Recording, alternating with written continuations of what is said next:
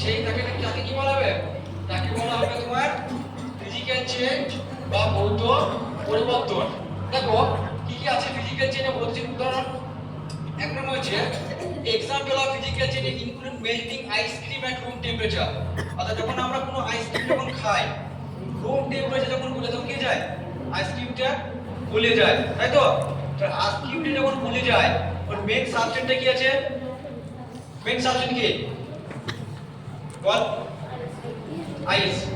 কিন্তু আইসকে যখন এটাকে আবার যখন কি করব, যখন আমরা এটাকে গরম করব তখন কি হবে? অর্থাৎ সেটা কি পানি হয়ে যাবে। আবার যখন এটাকে আমরা কি করব বলো, মানে ফ্রিজিং করব তখন কি হবে? সেটা আবার আইস হয়ে যাবে।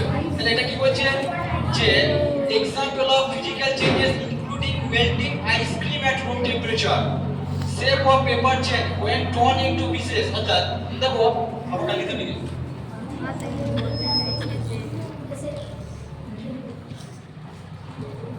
দেখ ভৌত পরিবর্তন কি বলছে যে shape of paper changes when torn into pieces। এটা ধরো এটা পেপার, এটা কি লেটেস্ট এক্সাম্পল, এটা পেপার।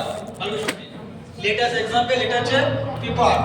এই পেপারটাকে যদি আমরা এর মাঝামাঝি কেটে যাই, এই পেপারটাকে যদি আমরা টুকরো করি কি হবে? এই পেপারটা যদি এটাকে আমরা ধরলাম পেপার, এটা কি ধরলাম? এটা ধরলাম পেপার। কিন্তু এই পেপারটাকে যদি আমরা কি করি বলো, ছিঁড়ে দিই, তাহলে কি হবে? পেপারটার শেপ পরিবর্তন হবে। কি হবে বুঝতে পারছিস? পেপারটার ভালো শুনে, পেপারটার শেপ পরিবর্তন হবে, কিন্তু পেপারটা কি পাল্টে যাচ্ছে না, যাচ্ছে না। তাহলে ফিজিক্যাল চেঞ্জ হচ্ছে এমন একটা চেঞ্জ যেখানে নতুন কোনো পদার্থ সৃষ্টি হবে না, কিন্তু কি হবে? তার ভৌত ধর্মে রূপান্তরিত হবে। কি হবে? তার ভৌত ধর্মে কি শেপ হতে পারে, সাইজ হতে পারে, তার কোয়ালিটি হতে পারে। যেমন ধর আমরা যখন প্রথমে ছোট ছিলাম, কি ছোট হলাম, ছোট থেকে গেলাম, বড় হলাম, তাহলে আমাদের মেইন সাবস্টেন্স কিন্তু আমি আছি, কি আছে কি না? কিন্তু আমার কি আছে? আমার একটা পরিবর্তন হচ্ছে। কি হচ্ছে? আমার একটা পরিবর্তন হচ্ছে।